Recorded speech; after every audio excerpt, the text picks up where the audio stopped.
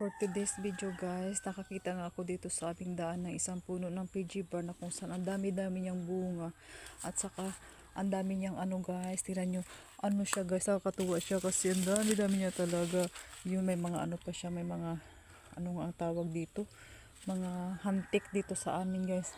Tingnan nyo guys, alam nyo guys, yung maliliit pa kami, especially sa mga batang 19 guys, ay kung naaalala nyo ito guys ay ginagawa naming isang laruan na kung saan nilalagyan namin dito ng stick ng walis at ginagawa namin itong trumpo ng mga bata pa kami, kasi ng mga bata 90s ay maparaan kung ano lang yung makita at pwedeng paglaruan ay masaya na at kontento na guys. Tingnan nyo guys, ang dami-dami niya guys mula dito, ang dami-dami niya talaga kasi nyo guys, mula sa ilalim guys, ang dami-dami siya guys, nakakatuwa, para siya isang puno ng lansones at nakakatuwa siya talaga guys.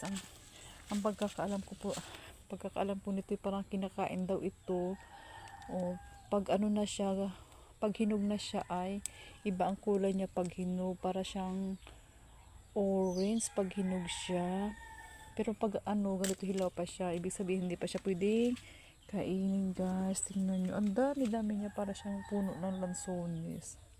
Tingnan nyo, at yung dito guys, at tingnan nyo, hindi siya pare-pares na lalaki, yung dito sa ilalim na lalaki na siya guys.